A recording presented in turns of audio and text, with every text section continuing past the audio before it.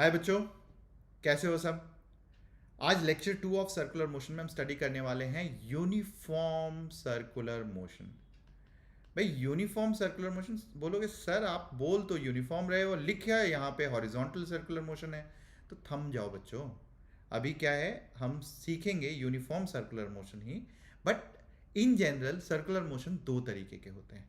तो थोड़ा सा इसकी थ्योरी देख लेते हैं और फिर हम जंप करेंगे बाकी चीज़ों पे। तो सबसे पहले एक हम स्क्रीन ले लेते हैं, ब्लैक स्क्रीन, और यहाँ पे हम बात करेंगे भाई सर्कुलर मोशन। सर्कुलर मोशन जो है बच्चों बहुत ही सिंपल है। सर्कुलर मोशन दो तरीके का होता है। एक होता है, दो कैटेगरीज में हम डिवाइड कर सकते हैं इसको। कैटेगरी क्या होती है, एक होता है हॉरिजॉन्टल और वर्टिकल। हॉरिजॉन्टल और वर्टिकल सर्कुलर मोशन क्या होता है अभी हम बात करेंगे इसकी। और दूसरी कैटेगरी होती है जो दोनों में ही होती है। हॉरिजॉन्टल को भी हम दो पार्ट में डिवाइड कर सकते हैं और वर्टिकल को भी दो पार्ट में डिवाइड कर सकते हैं। हॉरिजॉन्टल और वर्टिकल दोनों को ही हम दो पार्ट में डिवाइड कर सकते हैं। हॉरिजॉन्टल को अगर मैं डिवाइड करूंगा दो पार्ट में तो ये बन जाएगा यूनिफॉर्म और नॉन यूनिफॉर्म। और सिमिलरली वर्टिकल को भी अगर हम दो पार्ट में डिवाइड करेंगे तो ये बन जाएगा यूनिफॉर्म और नॉन यूनिफॉर्म। अब इतना कुछ लिख दिया, पहले थम जाते हैं, धीरे धीरे करते हैं। तो भाई होता क्या है हॉरिजॉन्टल, कोई बता सकता है मुझे? कमेंट बॉक्स में बताओ या चैट में भी बताओ अगर आप ये प्रीमियर देख रहे होगे कि हॉरिजॉन्टल सर्कुलर मोशन क्या होता है।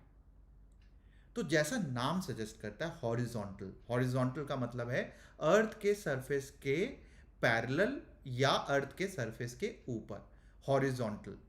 लेकिन टेक्निकली फिजिक्स में हॉरिजॉन्टल सर्कुलर मोशन का मतलब जो होता है वो हम डिफाइन करेंगे, anything where gravitational potential energy, लिख दूं मैं, ग्रेविटेशनल ग्रेविटेशनल पोटेंशियल एनर्जी, जहां पे भी ग्रेविटेशनल पोटेंशियल एनर्जी सेम होता है, मतलब वो चेंज नहीं करता है। अगर एम है तो हर जगह एम ही होगा। जैसे कि अगर मैं एक कोनिकल पेंडुलम की बात कर लूँ, कि मान लो एक पेंडुलम है जो एक सर्कुलर पाथ पे घूम रहा है। मान लेते हैं एक पेंडुलम जो सर्कुलर पाथ पे घूम रहा है, तो हर समय वो हॉरिजॉन्टल सर्कुलर मोशन क्यों बोलेंगे? क्योंकि हर समय इस पे ग्रेविटेशनल पोटेंशियल एनर्जी सेम है। और अगर ये सेम है तो इससे क्या हो जाएगा, इससे स्पीड चेंज नहीं होती है। तो it does not impact the speed, speed does not change, does not change if gravitational potential energy is same. तो अगर ये सेम होगा तो स्पीड चेंज नहीं होगी। अब आपसे पूछूंगा वर्टिकल क्या होता है, आप बोलोगे सर अब तो इजी पीजी लेमन स्क्वीजी हो गया। क्योंकि कोई भी चीज जहां पे ग्रेविटेशनल पोटेंशियल एनर्जी, मतलब एक बॉल को ऊपर फेंका था काइनेमेटिक्स में, एक बॉल को वर्क एनर्जी में ऊपर से नीचे ड्रॉप कर दिया था, तो क्या होता है, उसकी स्पीड या तो इंक्रीज होती है या डिक्रीज होती है। तो वर्टिकल सर्कुलर मोशन का मतलब हो गया जहां ग्रेविटेशनल पोटेंशियल एनर्जी, अब वापस आएगा ये ग्रेविटेशनल पोटेंशियल एनर्जी। इस वाले केस में इसको मैं थोड़ा सा अलग कलर से डोनेट कर देते हैं, चलो इसको रेड से डोनेट कर देते हैं। तो क्या हो जाएगा, इसमें सेम नहीं रहता है। इट में ग्रेविटेशनल पोटेंशियल एनर्जी स्पीड को क्या करेगा, it will, speed will change. तो जब ऊपर जाएगा तो स्पीड डिक्रीज कर जाएगी, जब नीचे आएगा तो स्पीड इंक्रीज कर जाएगी। दिस इज होल, मतलब अगर सर्कुलर मोशन की बात करें तो सर्कुलर मोशन इतना है, मतलब हॉरिजॉन्टल, नॉन और वर्टिकल। अब यूनिफॉर्म और नॉन यूनिफॉर्म क्या हो गया, आप पूछोगे सर आपने तो ये भी बोला यूनिफॉर्म नॉन यूनिफॉर्म। तो in general vertical circular motion जो होता है मोस्टली इज नॉन यूनिफॉर्म, और हॉरिजॉन्टल जो है हम जो स्टडी करेंगे हमारी किताबों में है वो यूनिफॉर्म सर्कुलर मोशन। तभी आपने बार बार यूनिफॉर्म सर्कुलर मोशन आपने बोला, हमने भी बोला कि चैप्टर का भी नाम यूनिफॉर्म सर्कुलर मोशन कह सकते हैं, because we are going to study horizontal circular motion. But होता क्या है यूनिफॉर्म या non uniform, let's study in another screen. ठीक है, चलो तो अब हम नेक्स्ट उस पर चलते हैं और विल एक्चुअली स्टडी कि हमारा यूनिफॉर्म या नॉन यूनिफॉर्म सर्कुलर मोशन क्या होता है। तो यूनिफॉर्म बाय डेफिनेशन यहां पे कहते हैं यूनिफॉर्म। यूनिफॉर्म का मतलब होता है एक ऐसा सर्कुलर मोशन जिसकी स्पीड कांस्टेंट होती है। Speed is constant. पहले डेफिनेशन समझ लेते हैं, फिर हम इसका मतलब भी समझ लेंगे। और ए नॉन यूनिफॉर्म क्या हो जाएगा? नॉन यूनिफॉर्म हो जाएगा, आप बोलोगे सर जहाँ स्पीड कांस्टेंट नहीं होती है, मैं भी बोलूँगा स्पीड चेंजेस। तो भाई स्पीड चेंजेस, तो एक बार ना वापस से वेक्टर पे चलते हैं। और हमें पता है वेलोसिटी जो है, वेलोसिटी क्या होता है? वेलोसिटी एक वेक्टर क्वांटिटी थी। और अगर कोई भी एक वेक्टर क्वांटिटी है तो वेक्टर क्वांटिटी के क्या होते हैं? वेक्टर क्वांटिटी में दो चीज़ें होती हैं, एक होता है डायरेक्शन और एक होता है मैग्नीट्यूड। और दोनों के ही चेंज से अगर मैग्नीट्यूड बदलता है तो भी हम बोलेंगे वेलोसिटी बदल रहा है। तो मैग्नीट्यूड ऑफ वेलोसिटी बदलने का मतलब क्या हो गया? स्पीड उसका चेंज हो रहा है। और डायरेक्शन ऑफ वेलोसिटी अगर वो भी चेंज होता है तो हम बोलेंगे वेलोसिटी बदल रहा है। बिकॉज अगर आपने स्टडी किया था कि एक पार्टिकल इधर जा रहा है और फिर डायरेक्शन चेंज हो जाता है, तो अगर ऐसा होता है तो भी एक्सेलरेशन होगा। बिकॉज डायरेक्शन के चेंज से भी एक्सेलरेशन आता है और मैग्नीट्यूड के चेंज से भी एक्सेलरेशन आता है। तो सर्कुलर मोशन क्या है? सर्कुलर मोशन हमने काइनेमेटिक्स में स्टडी किया था, इसका पहला लेक्चर जो था, कि जब भी हम सर्कुलर मोशन की बात करते हैं, ठीक है, कोई भी चीज़ जो सर्कल में मूव करती है, जब भी हम इसकी बात करेंगे तो क्या हो रहा है? हर समय डायरेक्शन बदल रहा है, हर इंस्टेंट पे। इस समय इधर था, इस समय इधर हो गया, फिर इधर हो गया, तो हर समय इसका डायरेक्शन बदल रहा है। एंड ये तो पक्का है कि चाहे यूनिफॉर्म हो या नॉन यूनिफॉर्म हो, डायरेक्शन हर केस में बदलता है। ये समझ में आई? मतलब अगर सर्कल में घूम रहा है, चाहे वो अर्थ के खिलाफ घूम रहा हो, अर्थ के अगेंस्ट, ग्रेविटी के अगेंस्ट, या अर्थ के साथ साथ घूम रहा हो हॉरिजॉन्टल सर्कुलर मोशन में, दोनों ही केस में उसका डायरेक्शन तो बदल रहा है भाई। ये चीज़ समझ में आती है? थम्स अप, जल्दी से लाइक कर दो सेशन को अगर ये चीज़ समझ में आ रही है कि डायरेक्शन हर वक्त बदलता है। और अगर डायरेक्शन बदलता है तो डायरेक्शन ऑफ वेलोसिटी, वेलोसिटी बदलता है, और अगर वेलोसिटी बदलता है तो एक्सेलरेशन आता है। तो भाई डायरेक्शन के बदलने से भी एक्सेलरेशन आता ही है। मतलब चाहे वो यूनिफॉर्म सर्कुलर मोशन हो, चाहे नॉन यूनिफॉर्म सर्कुलर मोशन हो, डायरेक्शन तो बदलना ही बदलना है। और इसलिए हर एक circular motion is always, circular motion is always an accelerated motion. ये चीज गांठ बांध लो, ठीक है, नोट कर लो। सर्कुलर मोशन इज ऑलवेज, मैं लिख भी देता हूं यहां पे, हम यहां पे लिख लेते हैं सर्कुलर, हमारे यहाँ हम बोलते हैं भाई, हम लिख देते हैं सर्कुलर मोशन। आप सबकी जगह मैं ही अपने आप को हम बोल देता हूँ, हम सब लिख रहे हैं circular motion is always and accelerated motion. और क्यों है ये? बिकॉज चाहे वो यूनिफॉर्म हो, नॉन यूनिफॉर्म हो, हॉरिजॉन्टल हो या वर्टिकल हो, हर केस में अगर सर्कल हो रहा है तो डायरेक्शन बदलेगा, और डायरेक्शन के बदलने से वेलोसिटी का डायरेक्शन अगर बदलता है तो एक्सेलरेशन आएगा। Is always an accelerated motion, ये तो होना ही होना है। नाउ सेकेंड चीज, कहां और कैसा होगा उसका डायरेक्शन, वो हम बाद में बात करेंगे।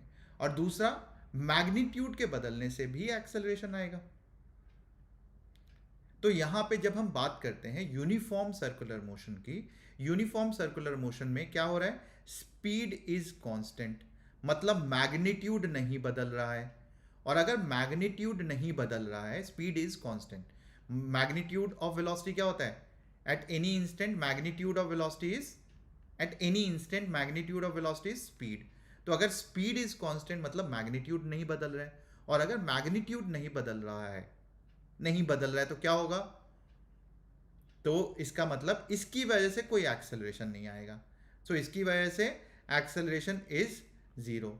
लेकिन मैंने अभी क्या बोला? सर्कुलर मोशन में डायरेक्शन हमेशा बदलता है, तो एक एक्सेलरेशन होता है, and that acceleration is known as, जो बहुत फेमस वर्ड है, बहुत बच्चों को डराता है, वो है एक्सेलरेटेड सेंट्रीपिटल एक्सेलरेशन। मतलब सेंट्रीपिटल एक्सेलरेशन एसी लिखते हैं और इसको बोलते हैं सेंट्रीपीटल, सेंटर की ओर लगने वाला एक्सेलरेशन, उसको सेंट्रीपिटल एक्सेलरेशन बोलते हैं। और वो क्यों आ रहा है? डायरेक्शन के बदलने की वजह से आ रहा है। तो केवल एक तरीके का एक्सेलरेशन होगा इन यूनिफॉर्म सर्कुलर मोशन, और वो कैसा होगा? Centripetal acceleration. क्या होता है, कैसे होता है, अभी समझते हैं। और नॉन यूनिफॉर्म सर्कुलर मोशन का मतलब क्या हो गया, स्पीड बदल रही है, इसका मतलब स्पीड के बदलने की वजह से there will be some acceleration. और सेंट्रीपिटल एक्सेलरेशन, क्योंकि सर्कुलर है तो सेंट्रीपिटल होगा ही होगा, तो यहाँ पे नॉन यूनिफॉर्म में दो तरीके का एक्सेलरेशन होता है। एक बार इसको समराइज कर देता हूं मैं। तो क्या बोला मैंने कि अगर यूनिफॉर्म सर्कुलर मोशन है तो क्या होगा, केवल एक तरीके का, अगर यूनिफॉर्म सर्कुलर मोशन है तो केवल और केवल किसकी वजह से, डायरेक्शन ऑफ वेलोसिटी के चेंज की वजह से, डायरेक्शन ऑफ वेलोसिटी इसके चेंज की वजह से एक एक्सेलरेशन आएगा और उसको हम बोलेंगे सेंट्रीपिटल एक्सेलरेशन, AC। ठीक है, और इसकी जो वैल्यू होती है ये होता है, इसकी वैल्यू हम करते हैं v²/r, मतलब स्पीड, v² क्या हो गया, v² हो गया स्पीड का square by r। r is the radius of the circle, r is radius of circle. कई बार अगर सर्कुलर पाथ या सर्कल कहीं एक इंस्टेंस पे बन रहा है तो हम रेडियस ऑफ कर्वेचर, मतलब वो जो कर्व का पाथ होगा जो सर्कल जैसा होगा उसके रेडियस की बात करते हैं, तो रेडियस ऑफ सर्कल की हम बात करते हैं। And this AC is equal to v²/r। So this is uniform circular motion. Non uniform क्या हो जाएगा, नॉन यूनिफॉर्म हो जाएगा जहां पे दो दो एक्सेलरेशन होंगे, एक direction of acceleration, direction of acceleration नहीं, डायरेक्शन ऑफ वेलोसिटी, इसके चेंज की वजह से क्या आएगा, इसके चेंज की वजह से आएगा सेंट्रीपिटल एक्सेलरेशन। और दूसरा मैग्नीट्यूड ऑफ स्पीड या मैग्नीट्यूड ऑफ वेलोसिटी, जो हम स्पीड बोलते हैं, मैग्नीट्यूड ऑफ वेलोसिटी, और इसके चेंज की वजह से क्या आएगा, इसके चेंज की वजह से आएगा टेंजेंशियल एक्सेलरेशन, जिसको हम अभी थोड़ी देर के बाद या अगले लेक्चर में हम स्टडी करने वाले हैं। टेंजेंशियल एक्सेलरेशन जिसको हम डिनोट कर सकते हैं AT is equal to D of v/dt। और ये क्या है, डब्बे में बंद कर दिया, मतलब कि वेलोसिटी को मैंने डब्बे में, तो यहाँ पे मैं डिनोट भी कर देता हूँ, जब भी आप वेलोसिटी को डब्बे में बंद कर देते हो इसका मतलब हम किसकी बात कर रहे हैं, हम स्पीड की बात कर रहे हैं। And therefore d magnitude of velocity bye dt is speed of velocity, and उसका चेंज को हम बोलते हैं टेंजेंशियल एक्सेलरेशन। तो आप बोलोगे सर ये टेंजेंशियल तो बोल रहे हो, रेडियल बोल रहे हो, सेंट्रीपिटल बोल रहे हो, तो भाई ये है क्या, किस डायरेक्शन में है, कैसे है, तो विल टॉक अबाउट दैट। अभी हम यहाँ पे एक बार देख लेते हैं इसको। सो यूनिफॉर्म सर्कुलर में सबसे पहले अभी हम देखते हैं कि भाई नॉर्मल या सेंटर की ओर डायरेक्शन या टेंजेंशियल डायरेक्शन का मतलब क्या होता है। तो आपने काइनेमेटिक्स सब पढ़ के आए हैं, सारे बच्चे जानते हैं काइनेमेटिक्स में हम क्या बोलते थे कि किसी भी चीज़ को डिनोट करने के लिए हम Y axis, X axis, Z axis, हम इस तरीके से डिनोट करते थे। यहाँ पे हम क्या डिनोट करते हैं, यहाँ पे हम इसी तरीके से, अगर सर्कुलर पाथ है तो हम एक टेंजेंशियल, तो मान लेते हैं इसको y इक्विवेलेंट, x इक्विवेलेंट, जो बोलना है बोल देते हैं। तो इसको आप लेट्स से x इक्विवेलेंट बोल देते हैं, और इसको हम y इक्विवेलेंट बोल सकते हैं, क्योंकि कोई भी दो एक्सिस जो 90 डिग्री पे होता है हम उसको एक्सिस डिफाइन कर सकते हैं, रेक्टेंगुलर कोऑर्डिनेट्स। तो यहाँ पे क्या हो गया, यहाँ पे हम टेंजेंट, मतलब सर्कल को जो टच करने वाली लाइन है उस डायरेक्शन को हम टेंजेंट डायरेक्शन बोलेंगे, और नॉर्मल हमेशा सेंटर की ओर जो जाने वाला लाइन है which is perpendicular to the tangent, इसको हम नॉर्मल डायरेक्शन बोलेंगे। तो नॉर्मल और टेंजेंशियल ये दो डायरेक्शन होगा। जब भी हम सर्कुलर कोई कर्व वाली चीज़ें बात करेंगे तो हम वहाँ पे नॉर्मल और टेंजेंशियल डायरेक्शन की बात करेंगे। नॉर्मल क्या हो गया, जो सेंटर की तरफ है। टेंजेंशियल क्या हो गया, जो सर्कल को किसी इंस्टेंट पे टच कर रही हो, जैसे इस पॉइंट पे अगर टच कर रहा है तो इस लाइन को हम टेंजेंट लाइन बोलेंगे, and this will be the normal direction.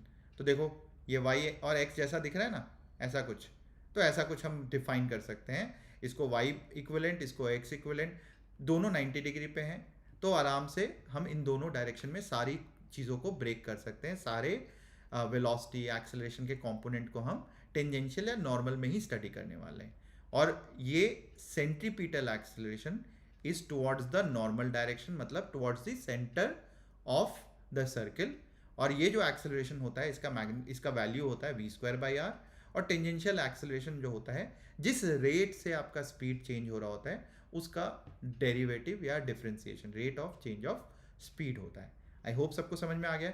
और यहाँ तक अगर समझ में आया तो please share it with as many friends as possible, जितने दोस्तों के साथ शेयर कर सकते हो। और मेरे न्यूटन्स को तो सारे न्यूटन्स को देखना ही देखना है वीडियो, ठीक है। This is important and this is an important lecture for all of you. तो यहाँ तक चीज़ें तो थोड़ी बहुत समझ में आ रही हैं। तो अभी हमने थोड़ी पहले इसको रिवाइज कर लेते हैं कि टेंजेंशियल एक्सेलरेशन क्या हो गया, इज ज़ीरो। मतलब हमने क्या बोला कि भाई स्पीड बदलता ही नहीं है जब यूनिफॉर्म सर्कुलर मोशन होता है। और इसी की बात करने वाले हैं आज के लेक्चर में। तो यूनिफॉर्म सर्कुलर मोशन में क्या होगा, टेंजेंशियल एक्सेलरेशन ज़ीरो होता है। केवल और केवल एक एक्सेलरेशन की बात करते हैं जो सेंटर की तरफ लगता है, ठीक है। सो uniform circular motion, very simple, only one acceleration and that will be towards the centre. तो इतने देर से मैं बात कर रहा हूँ केवल एक्सेलरेशन की, तो थोड़ा फोर्सेस की भी बात कर लेते हैं, ठीक है। तो हम क्या करेंगे, uniform circular motion, tangential acceleration zero है और केवल सेंट्रीपिटल है which is equal to v²/r। Now Newton uncle क्या बोल गए हमें, न्यूटन अंकल बोल गए कि भैया sum of all the forces is always equal to, जिस भी पार्टिकल को हम ऑब्जर्व कर रहे हैं उसका मास इनटू उसका एक्सेलरेशन। और अगर यूनिफॉर्म सर्कुलर मोशन है तो हमें पता है एक ही एक्सेलरेशन लगता है और वो है सेंट्रीपिटल एक्सेलरेशन। इसलिए कोई नया टाइप की चीज़ नहीं हुई है, न्यूटन लॉ का ही एक्सटेंशन है। न्यूटन अंकल बोल गए कि जितने फोर्सेस सेंटर की तरफ लगेंगे सबका सम किसके बराबर हो जाएगा, उस ऑब्जेक्ट का मास और उस ऑब्जेक्ट का एक्सेलरेशन के बराबर। और यही तो हम पढ़ते आ रहे हैं, पूरे न्यूटन लॉ में हमने यही पढ़ा है कि भाई right hand side is always equal to mass into acceleration. Right hand side क्या होता है, मास इनटू एक्सेलरेशन। और लेफ्ट हैंड साइड क्या होता है, sum of all the forces होता है। यही होता है, this is what we have studied till now, है ना। तो फोर्सेस टुवर्ड्स सेंटर सबको समझ में आ गया। Forces towards centre is MAC और mv²/r। और ये हम लोगों को अब अच्छे से समझ में आ चुका है। तो immediately will just go and solve numericals on this particular thing. तो पहला न्यूमेरिकल आपके सामने है। पहला क्वेश्चन कहता है find n at point A। यहाँ पे नॉर्मल रिएक्शन निकालना है। तो भाई सबसे पहले न्यूटन अंकल क्या सिखाया, न्यूटन अंकल ने नहीं सिखाया, हमने सिखाया आपको। न्यूटन अंकल ने तो केवल एक ही चीज़ सिखाई, भाई F = ma। कैसे लगाना है, क्या करना है, उसको आनंद अंकल सिखा देंगे आपको, आनंद सर सिखा देंगे मतलब आपको। तो अब देखो यहाँ पे क्या पूछता है, नॉर्मल एट पॉइंट A, ठीक है, निकाल लेते हैं। तो A पे इस पार्टिकल को रख दो। अब अगर मैंने A पे रख दिया यहाँ पे इस पार्टिकल को, तो A के ऊपर एक है नॉर्मल यहाँ पे और एक है mg सेंटर की तरफ, और मान लेते हैं ये सेंटर है। तो अब हम क्या बोलेंगे, हम बोलेंगे भैया न्यूटन अंकल बोलते हैं कि right hand side of the equation जो होता है वो क्या होता है, right hand side of the equation is equal to m into AC। और m इंटू AC क्या होता है भाई, m इंटू v²/r, ठीक है।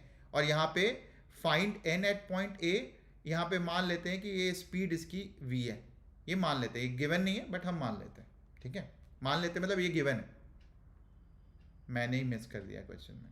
तो यहाँ पे ये गिवन है कि find n at point A अगर निकालना है if velocity is v, let's say, तो क्या हो जाएगा, हम लिखेंगे MAC = mv²/r। और लेफ्ट हैंड साइड क्या हो जाएगा, सेंटर की तरफ नेट फोर्स। तो हमने क्या बोला, सेंटर की ओर जो नेट फोर्स होगा that is equal to mv²/r।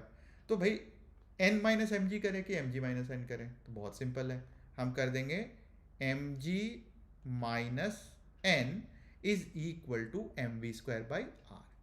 और यहाँ से आ जाएगा n will be equal to mg minus mv²/r।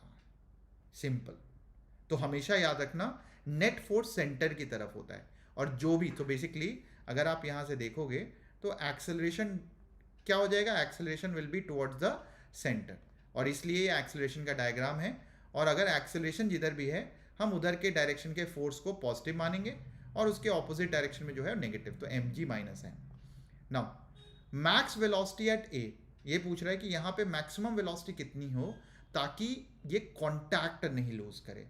अब कांटेक्ट मतलब क्या है, नॉर्मल रिएक्शन।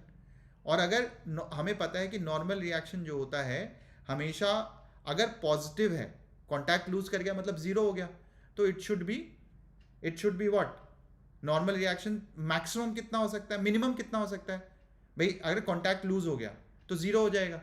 तो अगर नॉर्मल रिएक्शन जीरो हो जाएगा इसका मतलब क्या है, मैं अगर इसको जीरो कर दूंगा तो कांटेक्ट लूज हो जाएगा और वहां तक उसकी मैक्सिमम वेलोसिटी हो सकती है। तो फाइंड मैक्सिमम वेलोसिटी हम यहां से कर सकते हैं कि नॉर्मल भाई क्या होना चाहिए, पॉजिटिव, तो नॉर्मल नेगेटिव कभी होता ही नहीं है, नॉर्मल तो हमेशा पॉजिटिव होता है, तो हम ये नहीं लिख सकते हैं लेस देन और इक्वल टू जीरो। सो हम क्या लिख सकते हैं यहाँ पे, एक मिनट यहाँ से रब कर दें हम इसको, ये क्यों लिखा मैंने यहाँ पे, लेस देन क्यों नहीं हो सकता है, नेगेटिव, नेगेटिव हम नॉर्मल पढ़ते ही नहीं, कॉन्टैक्ट होगा तो नॉर्मल पॉजिटिव होगा हमेशा, तो normal has to be greater than और इक्वल टू जीरो। तो यहाँ से क्या आ जाएगा, M G minus M V square by R has to be greater than और इक्वल टू जीरो। फिर यहाँ से क्या आ जाएगा, M G has to be greater than और equal to M V square by R, and therefore M M cancel हो गया और v square must B less than और इक्वल टू r इंटू जी, और इसी तरीके से v must be less than और इक्वल टू आर जी। यहीं से आ गया, देखो इक्वेशन खुद ही आ गया कि भाई वेलोसिटी की वैल्यू जो है हमेशा for normal to be positive, velocity की वैल्यू इससे कम होनी चाहिए, अंडर रूट आर जी से कम होनी चाहिए। अगर इससे ज़्यादा होगी तो कॉन्टैक्ट लूज हो जाएगा, मतलब इसके बराबर पहुंचते ही नॉर्मल जीरो हो जाएगा। तो मैक्सिमम कितनी हो सकती है, मैक्सिमम हो जाएगी आर जी के बराबर, because it has to be less than और equal to under root R G. तो maximum value will be when it will become equal to R G. तो मैं लिख देता हूँ यहाँ पे v max is equal to under root R G. Okay, I hope सबको समझ में आ गया होगा।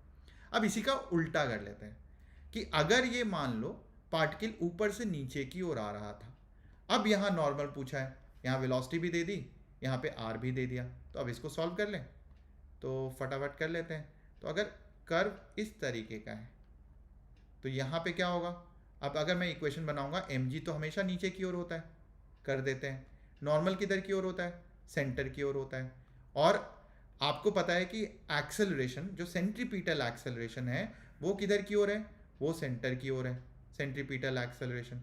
तो न्यूटन अंकल ने सिखाया है राइट हैंड साइड लिख देते हैं मास इनटू एक्सेलरेशन, और लेफ्ट हैंड साइड क्या हो जाएगा, नेट फोर्स।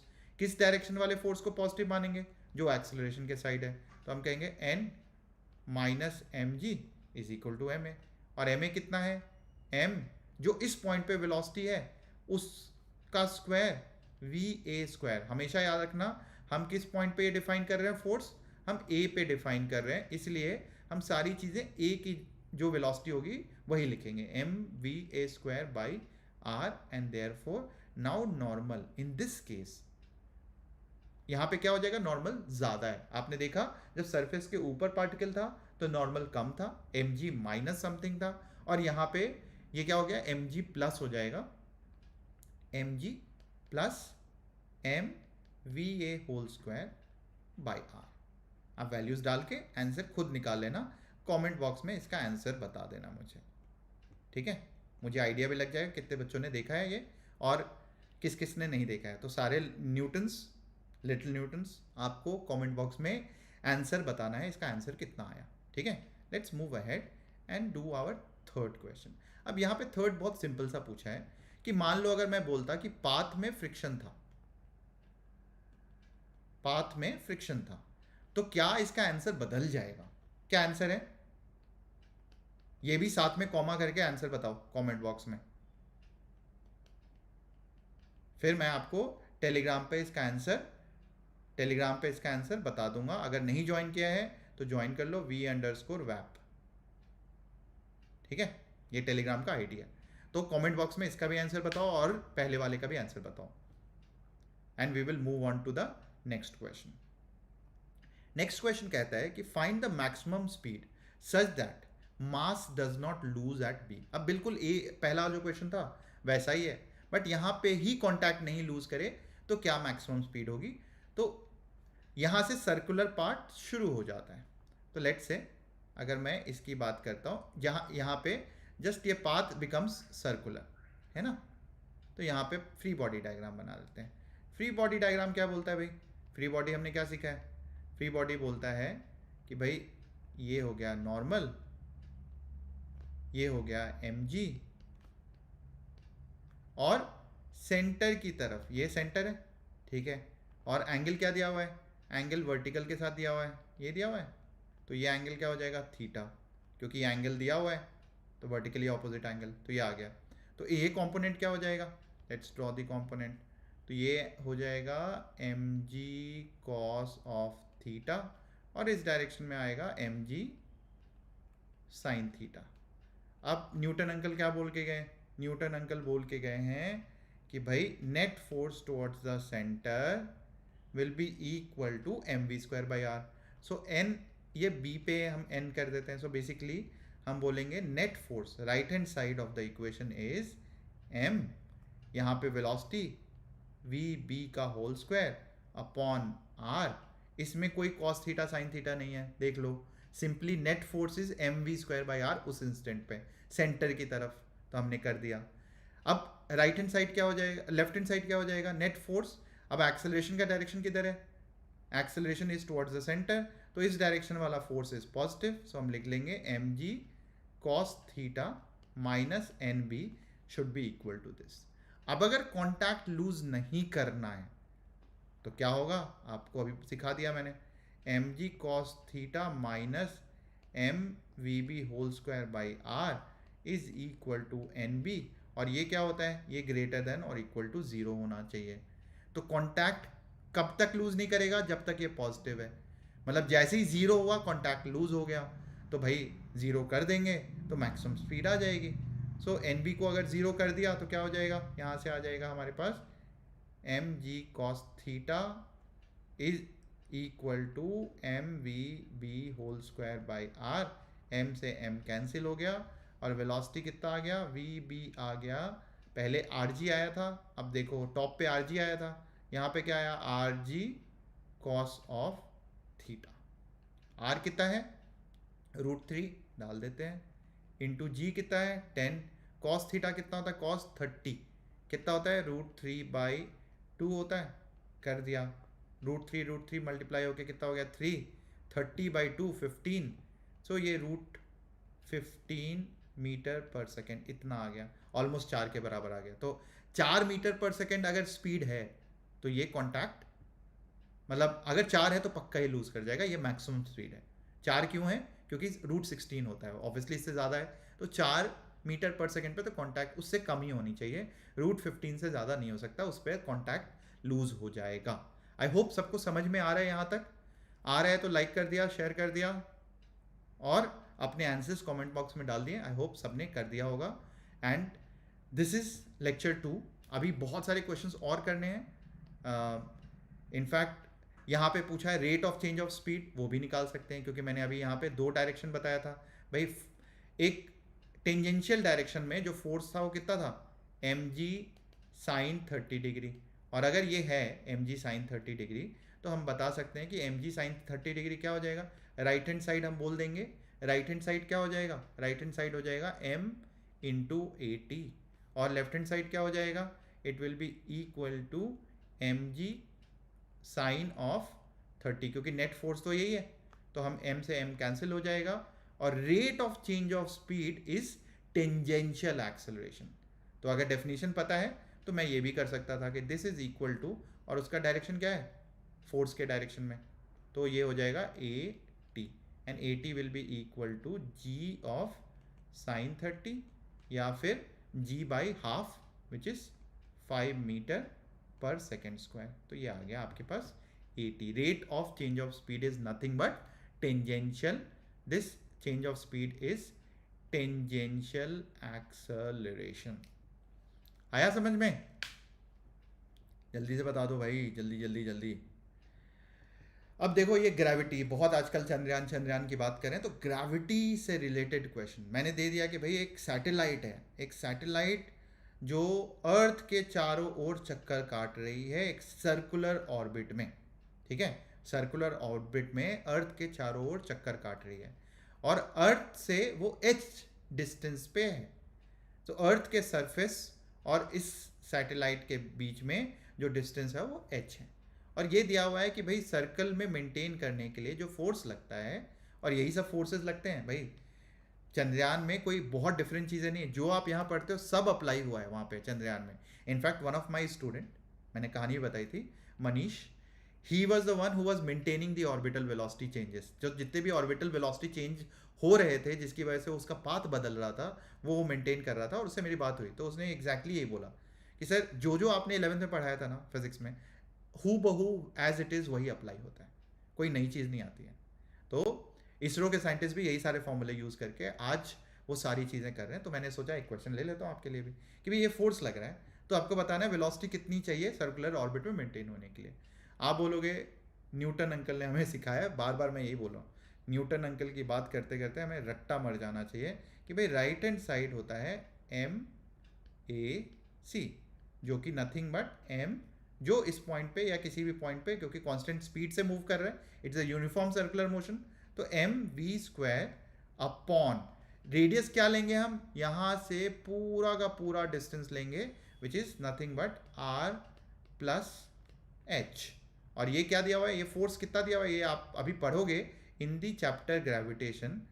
ये हो गया E is mass of the earth, ठीक है, दो चीज़ों, दो मास अगर साथ में रखा हुआ है तो एक फोर्स एक दूसरे पे ग्रेविटेशनल लगाते हैं which is Gm mass of the earth by जो भी उनके बीच में डिस्टेंस होता है। तो मैं लिख देता हूँ यहाँ पे r is the radius of the earth plus h का होल स्क्वायर। तो ये क्या हो जाएगा, यहाँ से ये कैंसिल हो गया, ये mass of the satellite, mass of the satellite cancel हो गया और हमारे पास रह गया वेलोसिटी का square is GME by r plus h। और आगे मैं सिखाऊंगा ये वेलोसिटी, ये हट गया v² is equal to this, तो v is equal to under root of this. और आगे मैं सिखाऊंगा कि जो आप ये पढ़ते हो एक्सेलरेशन ड्यू टू ग्रेविटी, अगर मैं इसको r² से मल्टीप्लाई कर दूं तो ये हो जाता है, ये अभी हम पढ़ेंगे in the chapter of GME। तो अगर जो नोन क्वांटिटीज है उसके टर्म्स में पूछा हुआ है तो मैं इसको लिख सकता हूँ, this is nothing but GR² by r plus h under root, और वेलोसिटी इज इक्वल टू, ये पता होता है हमें, अंडर रूट ऑफ g हमें पता है, r भी हमें पता है, अगर हाइट दिया हुआ है कि कितने दूरी पे अर्थ के सरफेस से है तो हम आराम से कैलकुलेट कर सकते हैं। ओके चलो, अब ये क्वेश्चन है भाई, यहाँ पे देखो, अब मैंने दोनों को कंबाइन कर दिया, यहाँ पे कॉन्केव कॉन्वेक्स सर्फेसेस को मैंने कंबाइन कर दिया, यहाँ पे कंडीशन दे दी कि भाई NB is equal to 2Na दिया हुआ है, मतलब यहाँ पे जो नॉर्मल रिएक्शन है, यहाँ पे क्या होगा नॉर्मल रिएक्शन, और Mg इधर की ओर लगेगा, यहाँ पे नॉर्मल रिएक्शन इधर और Mg इधर की ओर लगेगा, दोनों में सेम ही चीज़ लगेगा, ये NB हो गया, ये Na हो गया, ठीक है। अब इम्पॉर्टेंट है बस आपको जो देखना है यहाँ पे कि भाई यहाँ पे एक्सेलरेशन का डायरेक्शन ये है AA, और यहाँ पे एक्सेलरेशन का डायरेक्शन ये है AB, ओके, मतलब सेंट्रीपिटल एक्सेलरेशन इस सर्कल के चारों ओर लगेगा, ये सर्कुलर पाथ है, और यहाँ पे सर्कुलर पाथ कुछ ऐसा है, तो यहाँ पे सेंटर ये हो गया, तो इस डायरेक्शन में लगेगा, this is why NA and NB are different. और आपको पता है कि जब टॉप पे था तो Na कम था, तभी दुगना उसका NB होगा जब वो बॉटम पे होता है, ठीक है, यहाँ पे नॉर्मल ज़्यादा हो रहा होता है, और पुल के ऊपर जब आप ट्रैवल कर रहे होते हो तो जो नॉर्मल रिएक्शन है वो कम लग रहा होता है, इसीलिए आप वेट जो है पुल पे कम लगाते हो जब भी पुल इस तरीके से बनाते हैं। और जब भी हम ऐसा पुल बनाते हैं वो अर्थ के नीचे बनाते हैं, अर्थ के ऊपर अगर पुल बनाते हैं तो हम इस तरीके से बनाते हैं कि वहाँ नॉर्मल रिएक्शन कम हो जाए, ठीक है। अब आप इसका आंसर, ये होमवर्क क्वेश्चन है, आप अब आराम से कर लोगे। अभी तक जो भी थ्योरी बताई है मैंने उसके बेसिस पे I hope this will be an easy peasy lemon squeezy की तरह। जैसे ये लेमन लिया मैंने और इसको स्क्वीज कर दिया, वैसे ही ये क्वेश्चन है, आप इसको इतनी आसानी से सॉल्व कर सकते हो। ठीक है, चलो आज के लिए बस इतना। अगले लेक्चर में हम पढ़ेंगे वर्टिकल सर्कुलर मोशन, और फिर जब ये दोनों चीज़ें कर लेंगे तो will actually do lot of problem solving in our last lecture, almost like a one shot of circular motion, जहाँ हम kinematics of circular motion, horizontal circular motion, vertical circular motion, uniform non uniform सबकी बात करेंगे। ठीक है, तब तक के लिए bye bye, take care, love you all and all the best बच्चों। जो भी तैयारी कर रहे हो मन लगा के करो, शिद्दत से करो, कामयाबी आपके पास झक मार के आएगी। All the best.